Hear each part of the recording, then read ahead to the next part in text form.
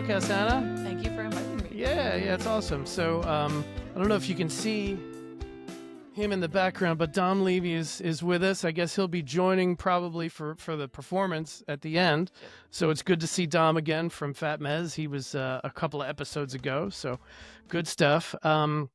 Yeah, I met you when Dom came over to do his episode, and I found it interesting because you are, and keep me honest, I hope I get the job title right. You're like a music psychologist? You're so close.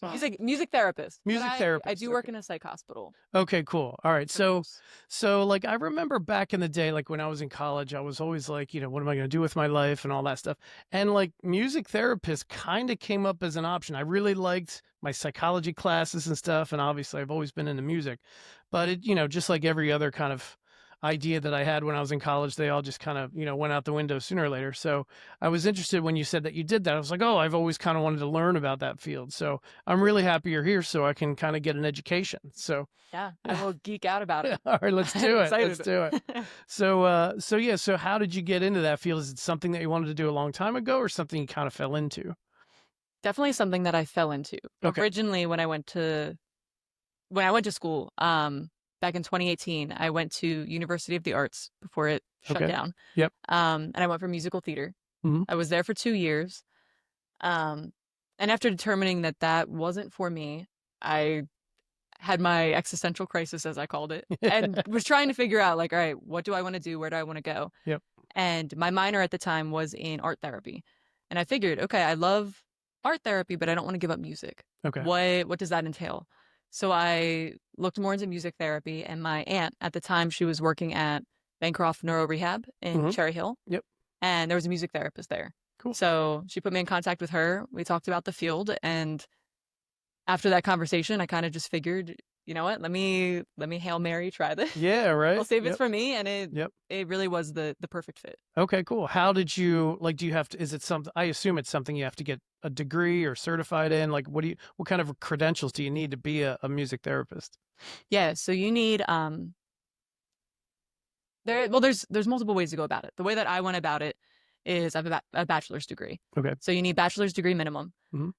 In order to get the bachelor's degree, you need, basically the degrees in half psychology, half music. Okay. So you need your primary instrument, and then you need to pass all of your competencies in that instrument. So my main instrument was voice. Okay. But then you also need to pass your core classes in guitar, piano, and mixed percussion. Mm-hmm. As you get further along in your program, you have to take 3 practicum or like clinical placements. Yep. So they're about 60 hours each, and they try to do varied sites. So when I was in school, I did one at a special education school. They were maybe like K through 12. One at Bancroft Neuro Rehab. Yep. And then at a psychiatric hospital. Hmm. Once you complete those, that's when you sit for your internship. So you have to do a skills evaluation first to make sure that you're competent. Yeah. You're ready. Yep. And then you have to reach 1,200 hours total. Okay. So it takes about 7 months to a year. Okay. Full time, depending on where you're at, what the work is, what your hours are. Sure. From there, you sit for your board exam. Oh, okay. And then if you pass your board exam, that's run by called the MTBC, so the Music Therapy Board Certification Committee. Once you sit for that exam and you pass, then you're a board certified music therapist. Nice. So that's the bachelor's route. There are also a bunch of people that go to school at Rowan and say you can get your master's equivalency. So if you already have an undergraduate degree, you can go and, kind of like short track, get your bachelor's that way. Yep. Get the same certifications, but kind of cut out some of those more like foundational. Sure. Not foundational, but like, what's the word? Like electives or whatever. Yeah. Cut out the electives, focus just on music therapy. Okay. Or there's a bunch of people that go and get their master's. Okay. And then it would be like a 2-year or 3-year program rather than that 5-year. Okay. And then once you have the credentials, then what, I mean, I guess this might sound like a dumb question, but what do you do as a music therapist? Like how do you, I'm just going to leave it like that. What do you do as a music therapist? It really, really depends on what setting you're in. Okay. And what population you're working with. Okay. And that's the great thing about music therapy is that it's so different, Hmm. but that's what makes it very hard to Sure. like Sure. explain because it's very kind of like choose your own adventure. Okay. I guess the short answer would be you're using evidence-based interventions that are focused on music to help a client achieve whatever their goals may be. Okay. Whether that goal is working on uh, speech and language, whether it's focused on cognition or social, psychosocial skills, excuse me, Mhm. with other people, whatever that goal may be, you're using a music-based intervention to help accomplish that. Okay. All right, cool. Um, can you kind of paint the picture for me though? Like, let's say you're working with a patient, Mhm. right? And they've got whatever issue that they're trying to work through, and you're using music to help them get through that. What does that look like? Are you kind of teaching them like music? Are you playing music for them? Are you explaining how the music kind of relates to whatever they're going through? Like, I don't know anything about it, but Yeah. I'm curious as to how it works. Yeah. I mean, first and foremost, it's always whatever their experience is going to be. Okay. So like at least from my stance is like I never try to like teach or Mhm. bring my opinion to the situation because Okay. I always want to like meet them wherever they're at. Gotcha. So I guess I'll give like some different examples of things that I've done Mhm. when I was at the special education school. Some things that we would focus on there would be, we were in a group setting and they would have music therapy for maybe 45 minutes Okay. out of the day. Hmm. So we would bring in one song that was focused on motor skills, Hmm. things to kind of just work on dexterity, things to work on gross motor function. So they would be working on, varied movement, reaching high, low, cross Okay. body motion. Yep. While music's playing, either you're playing it or Yeah, it's oh play you're it live like with the okay. guitar, with the piano, Okay, gotcha. or say the theme that week was, I don't know, I'm blanking on what themes could be right now. I don't know. Say it was like music from around the world. And like you Okay. wanted to play like a Yep. recording of a song and Okay. come up Yep. with movements to that, you could Gotcha. totally do that too. Okay, cool. Then you could also bring in opportunities for self-expression, and maybe bring in one xylophone Mm. in a pentatonic scale and Yep. kind of give them the reins to improvise, and everybody has a turn to kind of have that Okay. moment to Okay. have that like feeling of empowerment. Gotcha. Then you could give out instruments to the group and it's a little bit more social in that Mhm. aspect. And then they're focused on like nonverbal communication. Okay. So maybe that was just things that we did at the special education school. Mhm. For things that I do now at the hospital, we have a variety of topics and we operate on a schedule just based upon like what is assigned. Yeah, yeah, yeah. But we have a bunch of different things ranging from anger management, Okay. stress management, Yep. coping with change, mindfulness, self-expression, creative exploration. Yep. So it's So many so things. so I'm a big advocate for therapy in general. I've been talking to a therapist once a week for years, and it's helped me a lot in any issue that I've been going through, and just kind of helped me become a better, more well-rounded person. Um, but it's I'm talking to a therapist every week here, and there's no musical component to it. So it sounds to me like it's very similar to kind of your regular or more commonly referred to therapy, right? Talking to a therapist or whatever. But then there is like a musical component to it. Either you're playing it, you're showing them stuff, or maybe they get a chance to express themselves through some kind of instrument. Do I kind of have it Yeah. right? Yeah, no, I think that's totally spot on. Okay, I good. mean, like music therapy is a part of the creative arts therapies, Okay, where like got at its core, the purpose is still to be therapeutic. It's still to okay. be, Yeah. therapy. Getting the person like to open up and kind of express themselves, whether it's through music or actually talking and stuff like that. Yeah. Okay. Music All right. is the vessel to get that change happen. Gotcha. Okay. All right. That makes sense. Yeah. All right, cool. Um, so then let's see. So let's talk about kind of your musical journey now, right? So you had said that you were considering art therapy, but you realized that you didn't really want to give up the music part of it. So when did you first start singing or playing, or like where did it all start for you? I've been singing for as long as I can remember. Okay. Like I remember being a little girl, and my parents gave me a tape recorder one year for Christmas, and I would just sit there and record and like sing a melody and then play it back and just keep like singing to myself over and over and over again. Nice. So yeah, I've been singing my entire life. I didn't start taking voice lessons until I was maybe, oh God, like 16. Okay. I guess I was in high school because that's when I got really, really involved in theater. So middle school through high school, but I started taking it seriously around 16. And that's when I really started focusing on my voice and thinking like, this is really what I love to do. This is what I want to pursue. Okay. And that came about because you started doing theater in high school? Yeah. What kind of stuff? What kind of stuff were you in?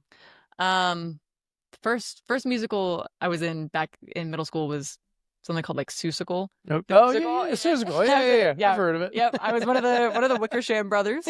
Nice. Yep, that was the start. And then in high school I was in a bunch of other stuff. Once on This Island, in The Music Man. Okay. I was Marion in She Loves Me. I was Alona. So a couple roles that like as I kept pursuing it longer and longer. Yeah. It got to be more and more rewarding. Excuse me. Was it a big school that you went to? No. Okay. There was maybe like, there's maybe like 150 kids in my grade. Okay. Not big. Yeah. I graduated at a school. My senior year was 75 kids. So I know what you're saying. No, but I have an understanding for what the size of the school is. So what kind of audiences were you performing in front of? I mean, was it large audiences or relatively small? I mean, granted, any audience seems large when you're in high school. Exactly right. Oh yeah. I mean, I guess in hindsight, I would probably say like relatively small. It would be at our like performing arts center. Okay. And we would only have 3 shows. You know, like you would work for 6 months. Right. Felt like, and then it'd be over in a weekend, and that was it. And it was like, all right, well, what do I do with on this to the now? next one? Yeah. So I mean, in hindsight, maybe like 400 people. Okay. That may be generous. Yeah. No, that's cool though. I don't know. So it's kind of like typical high school sized auditorium, I guess. For okay. Sure. All right, cool. Vocal lessons. I've never taken vocal lessons. I have never really been a singer until maybe 3 years ago. I went to like my first open mic. Nice. And I was just like, well, I'm not just going to stand there and play guitar. Nobody wants to hear that, so let me try to strum along and learn some lyrics and see how that goes. And yeah, I've been singing ever since. I do these solo acoustic covers and all, gigs and all that stuff. So I'm curious about vocal lessons, right? I guess you were in high school doing these plays and you decided, or whoever decided it would be a good idea to do vocal lessons. What did you, and this may not be a fair question, but what did you get out of vocal lessons? Because I've never taken them, so I've got a curiosity about them. Like, did they say, all right, sing something, and then they were like, okay, we got to fix this, this, and this, or what's it like? I mean, they literally do start by saying, sing a song. Okay. Because they want to get like a baseline of where you're at, see what you sound like, see what your voice can do, hear your vocal range, and then figure out where to go from there. Right. Okay. So it's much more like strategic and like, all right, this is where you're at. Let's figure out what we can do to keep helping your voice grow. Okay. So for me, it was working on range. It was working on improving confidence, truthfully, because I believe singing is just as much mental as it is physical. Oh, absolutely. Yeah. Working on tone, timbre a lot. Working on agility. Working on just overall, what is the word? Not flexibility. I'm blanking on it. That's all right. That's all right. Well, I know breathing is probably a large part of it, right? Oh yeah. I've heard that before. Well, yeah, because you need proper support. Yep. Right. Otherwise, you can't sustain the note. It's going to be harder to go for certain pitches. Right. So just working on getting that healthy foundation of singing technique. Do you still use, I assume the answer is yes, but do you still use those techniques like nowadays? Oh yeah. Like, do you think back of like your classes and be like, oh, make sure I do this? Yeah. I mean, it's at a point where some things like it becomes a habit. Sure. know? Yep. So it's stuff that you've learned that you just do all the time. Yeah, Okay, because gotcha. the one thing with Yep. like any vocal lesson, there's a lot of repetition. Right. So like you go in, and as you're going in week per week, you're going to do a lot of the same exercises. Okay. They're going to progressively become different in the sense that like maybe they become more challenging, maybe the range is extended. Okay. Maybe they kind of like build upon each other, but you're constantly working those same muscles like you would in a gym. Okay. So you want to maintain that same kind of consistent plan. Yep. So yeah, like there are some things that I think I do without thinking. Yep. But at the same time, it is helpful to kind of like pause and check myself just to be like, all right, what am I like? Where am I at? What am I doing? Right. And then if I do have questions, like taking a step back and trying to work through it. Okay. Cool. So you do have a little bit of a self-evaluation, I guess, every now and then. Yeah. Oh yeah. Yep. That's cool. So then after high school, then did you pursue music like through college too? Or okay, so then where did music go once you got into college? Yeah. So that's when I went originally to the University of the Arts in Philly. Yep. So I was there for 2 years for musical theater. Okay. That was an experience. How so? It was a very formative time of my life. Okay. In the sense that like it taught me a lot about myself, and I think I learned a lot as a musician and just as a person about the things that I wanted to do. Okay. Even though that's not the field I wound up staying in. Right. You know. Right. Gotcha. But after I determined like, okay, I still want to pursue music. I still want to sing. I don't want to give this up. That's when I decided, let me look into music therapy. Yep. Okay. And then that's when I applied to Rowan University, which is nearby. Yep. And then Montclair State University. Oh, okay. Because those are the only 2 universities in New Jersey that have music therapy. So oh, okay. Gotcha. Easy decision to go in state. Yep. Where did you end up going? Rowan? Yeah, I went to Rowan. Yeah. They were more flexible and more accommodating with me being a transfer student. Yep. And with really kind of just trying to get in and get out. Like that was my mentality, truthfully, at that point in time. Yep. And once I got back there, I was able to continue taking voice lessons full time. Yep. And that's when I started getting piano, guitar, and then percussion. Nice. So how many instruments do you currently play? Voice, piano, guitar, and then I would say I feel confident on like handheld percussion. Oh, okay, gotcha. Like a djembe, tubato, stuff like that. Yeah, very cool. Yeah. Nice. And did you has it always been like music in some kind of professional, like, well, in some kind of therapeutic way? Like it's like right now it sounds like your music, so your journey is very formal, right? Formal education, all that stuff. Did you ever do anything like, were you ever in like bands and stuff? Did you do open mics or anything like that? No. Oh, I had very, very bad anxiety. Oh, really? Okay. As a kid growing up. Yeah. And I truthfully never sang by myself until I started taking voice lessons. Okay. And when I started auditioning for theater. So that was something I always like growing up saw and was like, oh my God, that is the coolest thing ever. But like, I can't do that. Okay. That's not possible. Sure you can. Come out to my open mic. We'll get you up there. Yeah. Now I'd love to try. There you go. But that was my mindset, you know, like 10 years ago. Yeah, it's fun. And there's no other, and I sound like I'm trying to convince you to like play live, and I'm not. It's really only what you want to do.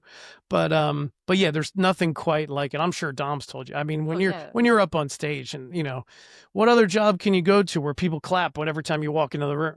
That's true. You know? That's true. It's always a warm reception. That's right. All right, cool. So anyway, I digress.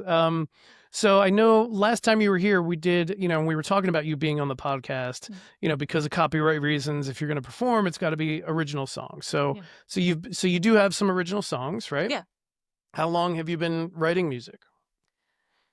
I would say I got into songwriting probably back when I first started music therapy. Okay. So probably like past 5 years. Mm-hmm. That's something that I actually do a lot at work too. Oh, cool. So with a lot of patients, we'll do songwriting to either explore things that they want to process or maybe like a certain topic. That makes sense. Yeah. So like in that professional sense, I do a lot of songwriting on a daily basis. There's a lot of times where like I get home and the last thing I want to think about is like is writing more. But yeah, writing more. But at the same time, I mean, like I know Dom has been such a great like influence and like person to just like spur my creativity to be like, no, Yeah. let me hear what you've come up with That's cool. to Yep. really encourage me to like actually explore the things that I've Nice. written. Because sometimes I'll just write stuff for fun to get an idea out of my head and then forget about it, Okay. you know. Yep. But Yep. I'm at a point now where I'm reflecting on the things Nice. that I've created, Nice. not just kind Nice. of releasing it. Yeah, yeah, yeah. I assume like all of us, you have you know, on your notes app and your phone and on your voice recorder, you've got dozens and if not hundreds of ideas, right? Yes, yes, we're lots of never Word documents. we're never going to get through all of them, you know. And somewhere in I firmly believe, I'm being a little facetious, but I think there's a lot of merit to it. I think in everybody's, like musicians, everybody's phone, there's a hit song or an idea of a hit song in there somewhere, Yes, and a lot of us will never find it. I do agree with that. Truly, I think that's accurate. Okay, so I'm curious about like kind of your. I assume there's two. Well, I don't want to assume anything because maybe it's the same. When you're at work writing Yeah. with patients or whatever, is that process? I would imagine it's a little bit different than if you're at home writing something for yourself.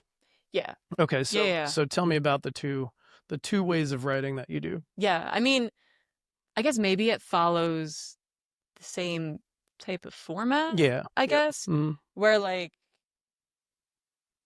I prefer to start with lyrics. Okay. That for me is the easiest thing because I feel like when I have a story, when I have a message to tell, that's when I have that motivation there. It makes it easier to communicate it. Yep. And I also think approaching things from, you know, that vocal perspective, it makes it easier too, because that for me is what I grasp onto. Like, all right, let me connect to the words. No, you're good. You're connect to the words. Let me create a melody, you know, and kind of start from there. Okay. And then, you know, the guitar or piano will kind of fall into place. And you just kind of throw chords maybe behind the melody that you've already come up with? Normally I actually do backwards. I'll start with the words, try to come up with chords, and then experiment with melodies. Okay, gotcha. And then kind of like go back and forth until the chords complement that melody. Gotcha. Yep. At work, I also start with the lyrics. However, there are sometimes I walk into the room and patients are not having it, and that's fine. That's when they're like, "No, we need a beat. We need we need a rhythm." Yep. Totally cool. That's when I'm like, "It's your song. I'll follow your." Right. So like in that case, I'll typically go in with like a couple different chord progressions depending on what type of sound they want. Yep. We'll try them out. We'll mess with different rhythms. We'll mess with different instruments, whether they want guitar or piano. If they want like any percussion in the back, sometimes people will like beatbox or whatever. Yeah, sure. And then we'll try to get the words into it, you know? And in that space, it's always different because it's a group of people. You know, the sessions at work, there could be, I mean, nobody could show up to group, or there could be 20 people. Okay, got it. You know what I mean? So it's going to be a very, very different experience writing with yourself versus 5 people versus 20. Yeah. Kind of a nightmare. I can imagine. Yeah. So it kind of, you know, it's kind of different every time. Yep. That's cool. I get it. Okay. So now the music that you have written, I mean, how many songs would you estimate you've got, you know, written? You know, not necessarily like completely finished, but for the most part, finished songs. Finished songs? Yeah, for the most part.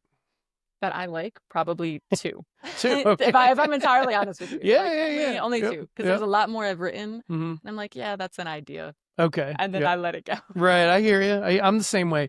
And I don't know, I guess I'll ask if this pertains to you as well, but like, I am not very much of a like, all right, I'm going to sit down. It's Saturday morning. I'm going to sit down and write a song. Like, I really only write like whenever the inspiration kind of hits. So is that the same for you? Oh, 100%. Yeah. 100%. Like it needs to be a moment where those words kind of flow naturally and I'm feeling that inspiration. Otherwise, my mind is elsewhere. I hear you. So any plans, you know, with the songs that you've got finished, right? Any plans on recording them, or any of them recorded now?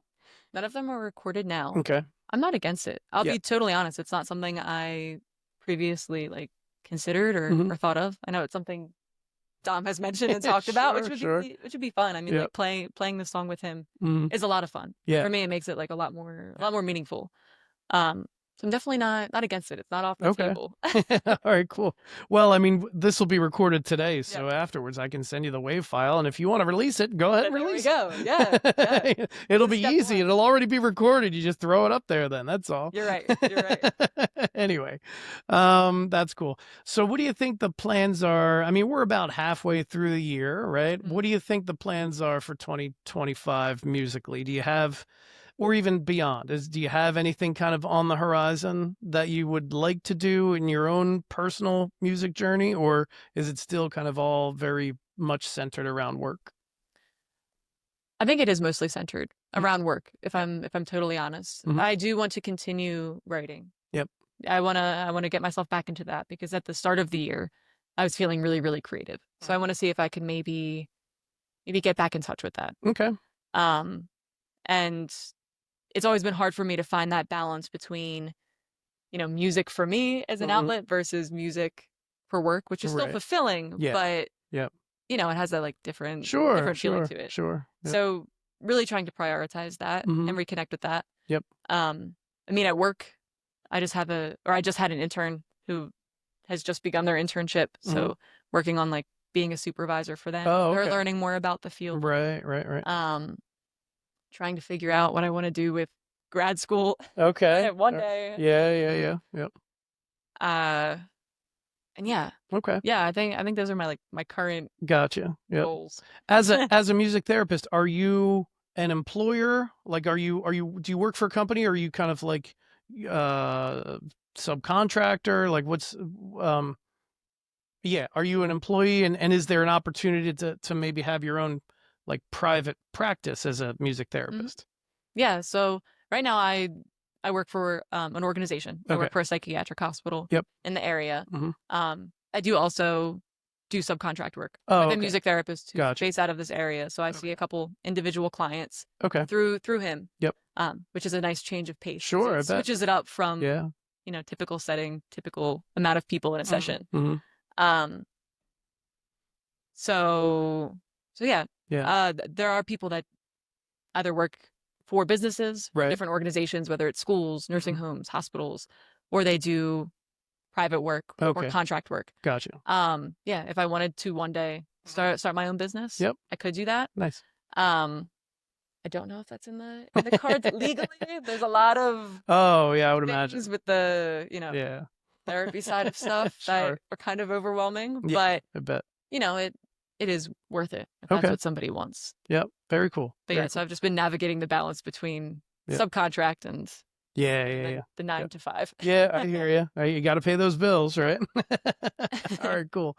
Um, you've got a couple of songs you're gonna play for us. What are those songs?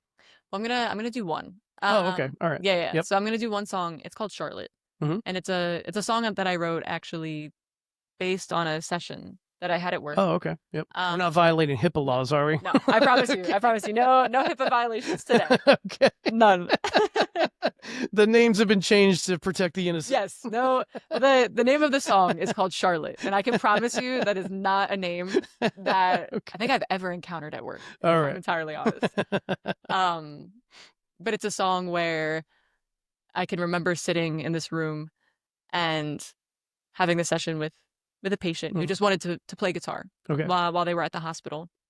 And it was beautiful because the sun was setting. I always work a late shift. So like Mhm. the sun was setting and coming through the room. So the patient was kind of backlit and they were just talking to me about their daughter. Okay. And that's what the source of the song was Okay. for me. And I knew in that moment as I was sitting there just listening to them play, kind of just thinking to myself, like, wow, this is a moment Yeah. that means a lot to share with somebody. And Sure. I'm never gonna forget it. So That's cool. to Yeah. turn it into a song Yeah. is a way to kind of share that. That's awesome. I love that. I love that. Any so you said you've been singing pretty much your whole life. Was your family very musical? No. No. Okay. No. I mean, my family is very supportive Sure. of Sure. music, Sure. but no, they're all like teachers or in Okay. environmental science and Nice. bio. Yeah. So what did they think about? I mean, I know you said they were supportive, but like, what did they kind of think when you were like, I think I'm going to try this music thing? You know. They were just kind of used to it at that point. Oh yeah. Yeah. Yeah. I mean, by the time I went to school for musical theater, Hmm. none of them were surprised. 'Cause Okay, I got you. yeah, Yep. I mean, Yep. that's pretty much like what all my interests were Right. up until that point. Yep. Um, and when I switched to music therapy, they were actually very excited Okay, yeah. They because were like, "Oh, she can get a real job." exactly right. Exactly right. Yeah. Yeah. They're like, oh my gosh, she can actually She work can in make help. money. She can make money. Yeah, she's gonna have something stable, she'll have benefits. Yeah, that's great. So now, now that I am actually older, Yeah, yeah. there are definitely perks to that. There you go. Well, yeah, I'm the same way. I mean, I sometimes have some animosity at my uh parents for not being more supportive when I was younger because all I wanted to do was play guitar. That's all I cared about in my entire life. But, I just my parents wanted me to like go to college and do the whole thing and get a 9 to 5 job and all that stuff. And yeah, I still carry around a little bit of animosity for them not letting me pursue my dream, right? If I'm going to be dramatic. But at the same time, I've got a good job now.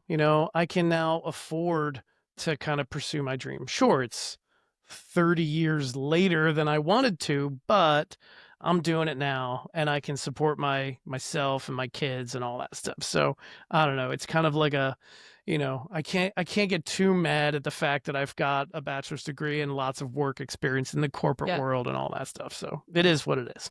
Yeah. you know? Yeah. All right.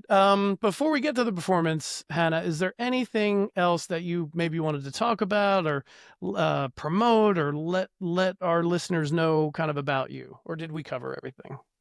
Um, I mean, we did a pretty good job Good. covering everything. I mean, yeah, no, I think we talked about a lot. All right. I mean, like in addition to my training in like my undergrad and like my work at the hospital, Mm-hmm. I also have my certification in neurologic music therapy, Oh, okay. which is like a what's the difference? subsection. Okay. So it's an additional certification that's Mhm. focused on 20 standardized music therapy techniques Okay. that are specifically used for neurological disorders. Oh, So okay. like they're Like focused, what? Give me an example of a neurological disorder. so they're typically used with traumatic brain injuries. Okay. They're used Gotcha. with Parkinson's, Alzheimer's. Oh, okay. Yep.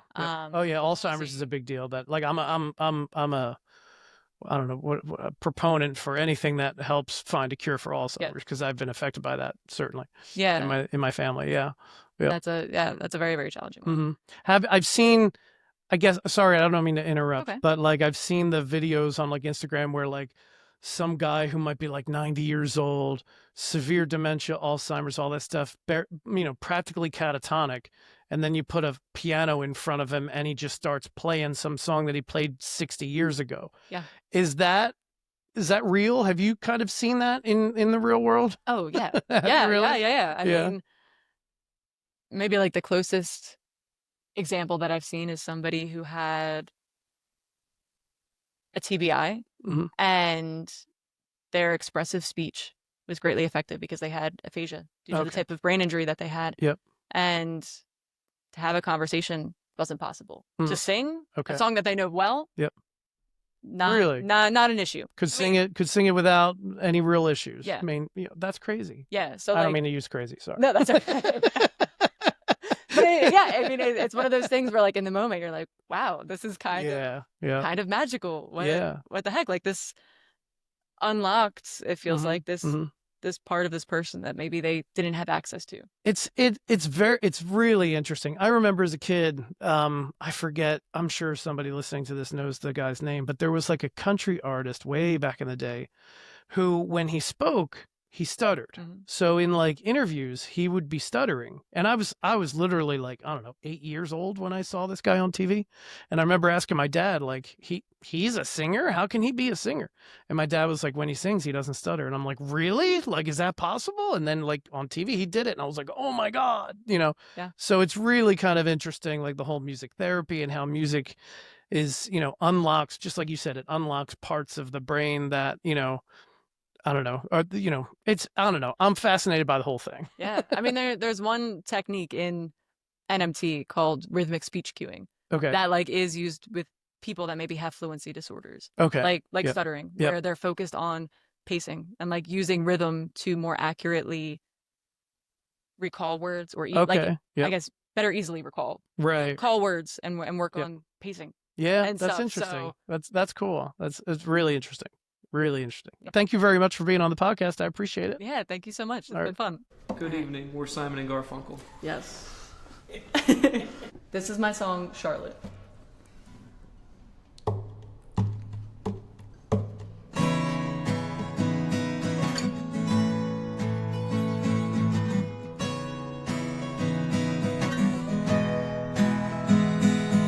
Sitting in an empty room and a woman and a guitar, gazing out, the clock struck 2. He never knew he'd be this far.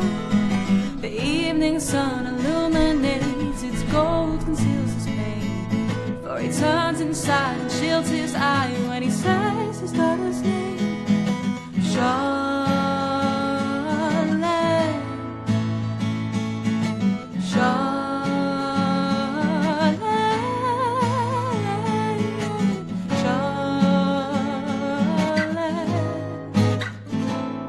Charlotte. I'm so sorry.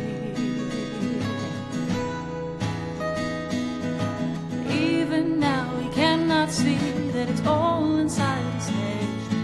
For in his view of reality, he'd better off be dead. Why things have to go so far, it should have never come to this. To be stuck inside, no exit key, gazing out at the abyss. Charlotte,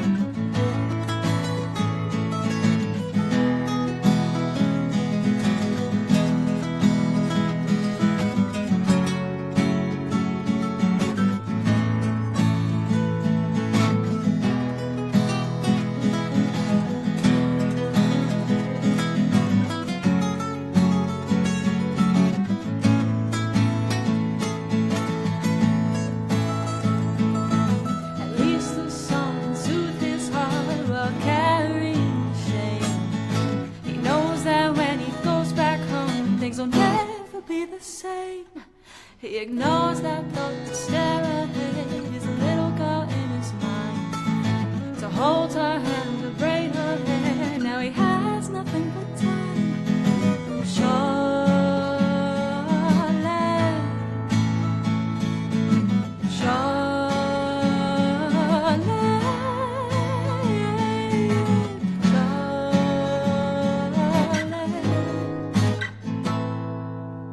I'm so sorry.